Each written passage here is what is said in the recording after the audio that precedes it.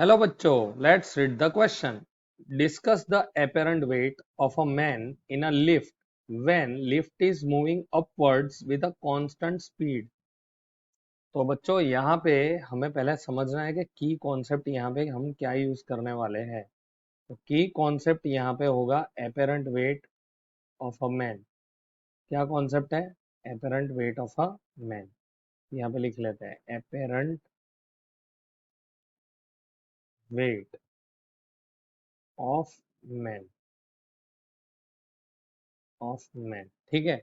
अब यहाँ पे ये समझना पड़ेगा कि सबसे पहले होता यहाँ पे कॉन्सेप्ट है क्या।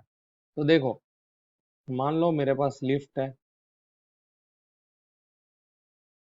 ठीक है, लाइक दिस। ये लिफ्ट पे एक वेइंग मशीन मैंने रखा है और इस पे एक आदमी खड़ा है, लाइक दिस। अब हमें यहाँ पे ऐसा दिया गया है कि lift is moving upwards with constant speed, मतलब ऊपर जा रही है विथ एक्सेलरेशन इक्वल टू 0 और स्पीड है v। और दूसरी बात, ये जो जो भी मैन खड़ा है उसका जो सेंटर ऑफ ग्रेविटी से उसका मास होगा, इसका मास मान लो m है, तो इसका जो वेट होगा वो नीचे की डायरेक्शन में होगा, which is nothing but the force. ठीक है, जो कि वेइंग मशीन पे पड़ेगा और ये m इंटू जी होगा। उसी के सामने आप एक और चीज देखो, क्या कि ये जो वेइंग मशीन होगा वो क्या करेगा, इसके ऊपर एक रिएक्टिव फोर्स डालेगा जिसको हम आर बोलते हैं। अब ये रिएक्शन फोर्स बेसिकली है क्या? ये जो मैन खड़ा है वो तो उसके ऊपर by action and reaction are equal and opposite, that is Newton's third law of motion के ऊपर से इसके वेट जितना ये रिएक्शन डालने की ट्राई करेगा।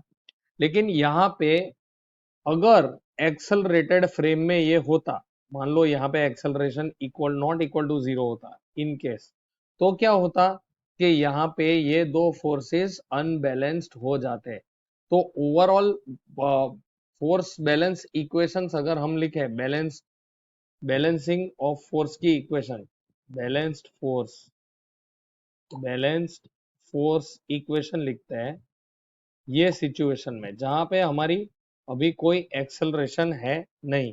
तो ये केस में हमको क्या मिलेगा, देयरफॉर सी, ये यहाँ पे हम ये दोनों सेम डायरेक्शन में है तो दोनों को पॉजिटिव ले लेते हैं, तो आर माइनस एम जी, उनका डिफरेंट डायरेक्शन है तो M G is equal to M into A होगा। बट अगर ये एक्सेलरेटेड फ्रेम होता, मतलब नॉट इक्वल टू 0 होता, तो ऐसा ही होता। लेकिन यहाँ पे एक्सेलरेशन क्या दिया है, हमें 0 दिया है, तो therefore we can say R minus M G is equal to M into 0। और therefore we can say R minus M G is equal to 0। और इसकी वजह से हमें क्या मिलेगा, R is equal to M into G. मतलब हम बोल सकते हैं, तो ये आर जो है वो बेसिकली क्या डिनोट करता है, ये हमें डिनोट करता है एपेरेंट वेट। एपेरेंट वेट क्या है? It is the property of, you can say, और it is the weight of the person when there is acceleration in a frame. मतलब यहाँ पे ग्रेविटेशनल फोर्स उस पे एक्ट कर रहा है और ऊपर से कोई एक्सेलरेटेड फ्रेम में अगर वो है, तो उस टाइम पे उसका वेट जो वेट है उससे अलग हो जाएगा, उसी को एपेरेंट वेट बोलते हैं।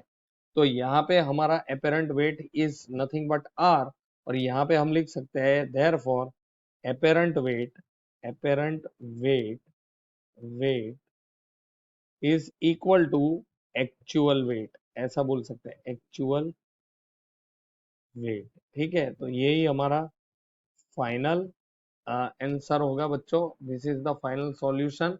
apparent weight would be equal to actual weight, r is equal to mg।